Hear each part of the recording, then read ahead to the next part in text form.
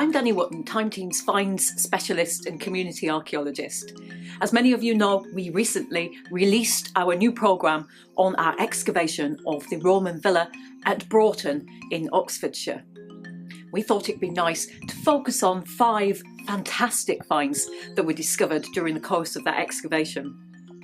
Now, before we get started, please do click that like button and press that notification bell to receive all the latest uploads. And please do also consider subscribing to our Patreon channel following the links below to receive all the latest updates, behind the scenes information and exclusive access to masterclasses. So without further ado, let's have a look at 5 fantastic finds from Broughton Roman Villa. Number 5. Roman HYPOCAUST brick with animal paw print. Now this is a lovely find, actually for 2 reasons. The first one is it's fantastic because it shows us we've got a Roman building. So hypocausts were basically, it's underfloor heating. Now it's surprising, quite a lot of people think that's a modern invention, and they're surprised to find out that actually underfloor heating has been around about 2,000 years. And these bricks would be piled one on top of each other to form little columns, and there would be several of these columns all in rows, and basically they would support the floor. So you wouldn't actually see these bricks because the floor would be over the top of it. And so the warm air would be heated by a fire, and it would go underneath the floor all around these bricks, and actually up the box flues into the walls as well, the box flue tiles. So you'd have a lovely warm cosy floor and walls as well. Now, the second interesting thing about this find is the animal paw print, probably that of a dog. And I love that because you get that snapshot in time. You can just imagine this dog kind of running across and leaving the impression of its paw. Number 4. Silver denarius of Julia Mamaea. Now, I was there when this coin was first discovered, and we could just see the silvery glint coming out of the ground. So metal detectorist Peter has just called me over. You've just got a signal, haven't you? I have. And we think we might have a find. I think it's a Roman coin. If I go in with my pinpointer, So it's Roman. so it's definitely. Oh, I can see something. Yep. Yeah. Definitely metal. It is, isn't it? If I just carefully. Oh, it might be more modern than we think, actually. I wondered if it was going to be Roman. I think it's I probably think it is Roman. And you know what? Potentially, that looks quite silvery, Peter. What do you reckon? This might be a denarius. We're able to further identify that because it's very well preserved, actually. As a coin of Julia Mamaea, it dates between AD 225 to 235, minted in Rome. And Julia Mamaea was a Syrian noblewoman. She was a member of the Severan dynasty and the mother of the Emperor Severus Alexander. As a very broad rule of thumb, just to give you an idea, a loaf of bread cost 2 asses, and there were 16 asses in 1 denarius. So 1 denarius could buy you 8 loaves of bread.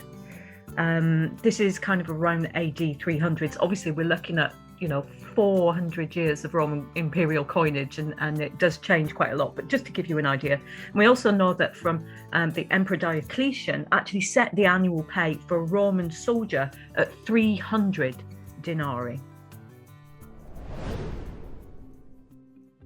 Number 3, beaker with a human thumbprint. So this is the base of a very fine beaker. You can see that it's colour-coded with a brown slip. It's made locally. It's very similar to a lot of other Roman Oxfordshire ware. But the wonderful thing about this is not only can you imagine people kind of pouring themselves a cup of wine, but also it's the thumbprint. And that is always amazing to see. So what's happened is the potter's picked it up, dipped it into the slip, and it's just kind of left that thumbprint there. And I just think that's always wonderful to see. So it's a really nice find. Number 2, copper alloy NUMMUS of Constantine II. Now, this is a copper alloy coin that was actually minted about 100 years after the silver denarius that we were just looking at, and we've been able to closely date this one actually between AD 330 and 331, so it's always fantastic when you can get it down to a year, isn't it? We know that it was minted in Trier in Germany, and Constantine II, his dad was Constantine the Great, Constantine I. And Constantine II had two other brothers who, between all three of them, inherited the Roman Empire after Constantine the Great passed away. And so, just to really confuse things, his brothers were Constans and Constantius. And then we've got Constantine as well. And the wonderful thing about this coin is that it's very well preserved, so you can make out quite a lot of detail on it.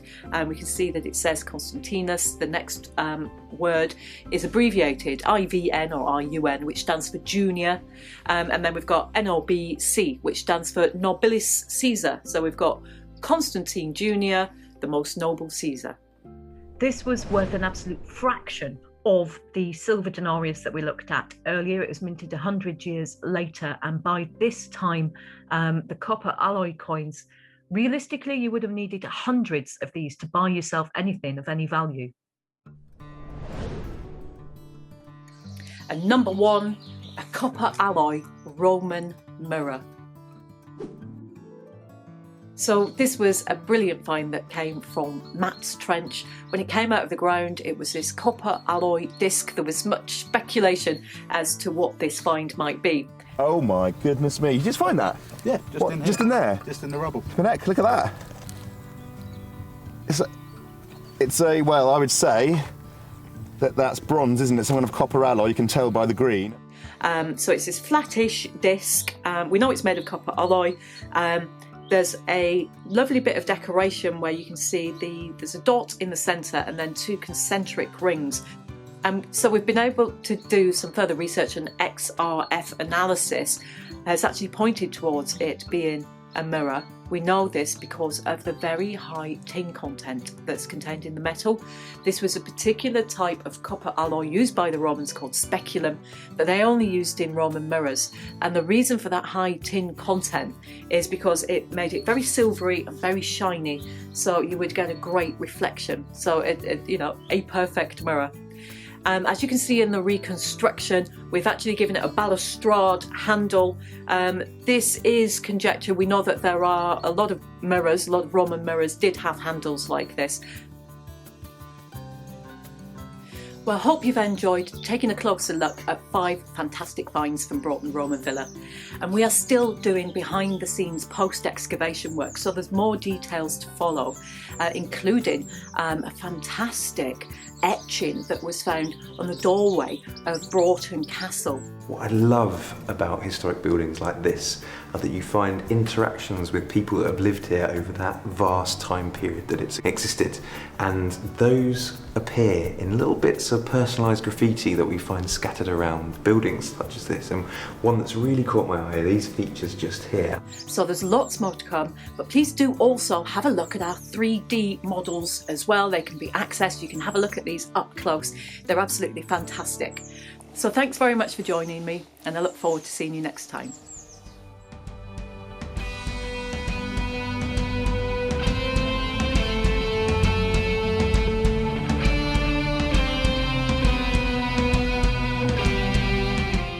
To ensure you catch all the latest updates, please do subscribe to this channel, follow us on social media, sign up to our newsletter, and join us on Patreon.